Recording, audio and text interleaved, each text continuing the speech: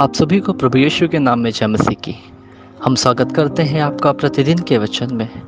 और आज का वचन जो हमारे लिए लिया गया है वो भजन संहिता की पुस्तक 37 अध्याय उसके 4 वचन से है, जहाँ पर इस प्रकार से लिखा हुआ है, यहोवा को अपने सुख का मोल जान और वह तेरे मनोरथों को पूरा करेगा। हालेलुया।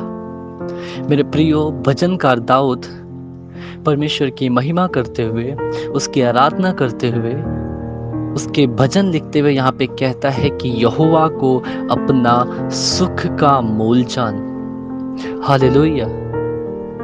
मेरे प्रियो,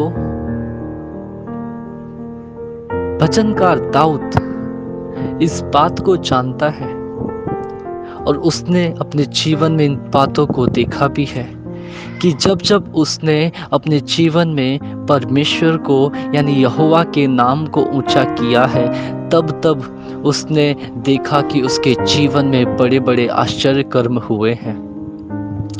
मेरे प्रियो, जिस प्रकार से वो भेड़ों की रखवाली करता था, जिस प्रकार से वो जंगल में रहते हुए परमेश्वर की आराधना करता था, जिस प्रकार से उसने गोलियात को हराया और जिस प्रकार से उसने बड़ी बड़ी चढ़ाइयाँ करी, मेरे प्रियो, वो सब कुछ संभव था तो परमेश्वर के ही द्वारा, क्योंकि वो यहोवा को ही, परमेश्वर को ही अपने सुख का मूल जानता था। यानी जो उसके आनंद का स्रोत था, जो उसकी खुशियों का स्रोत था, वो यहोवा परमेश्वर था।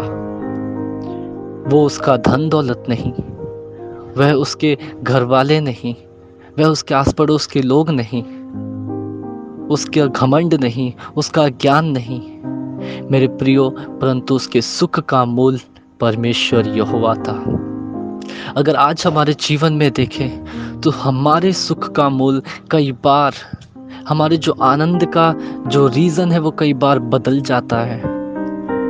कई बार वो पैसा हो सकता है, कई बार वो ये सांसारिक प्रेम हो सकता है, कई बार वो हमें लुभाने वाली चीज़ हो सकती है। लेकिन मेरे प्रियो, जब हम यहोवा को अपने सुख का मूल जानना शुरू कर देंगे, अपने आनंद का श्रोता जानना शुरू कर देंगे, तो वो हमारी मनोरथों को पूरा करने वाला सच्चा ईश्वर है। उसका वचन हमसे आज ये वायदा करता है मेरे प्रियो कि वो हमारे मनों की बातों को, हमारे हृदय की बातों को, हमारी ज़रूरतों को हमसे अच्छा और हमसे भली भांति जानता और समझता है। लेकिन दिक्कत कहाँ पे आती है, परेशानी कहाँ पे आती है कि हम उससे अपना सुख का मूल ना जानकर हम तरह तरह की बातों में उलझ जाते हैं, उसमें फंस के रह जाते हैं। तो मेरे प्रियो, हम कैसे कह सकते हैं कि वो परमेश्वर हमारे मनोरथों को पूरा करेगा? क्योंकि वो तो अब हमारे मनोरथों को, हमारी इच्छाओं को तब पूरा करता है जब हम उसे अपने सुख का मूल जानते हैं।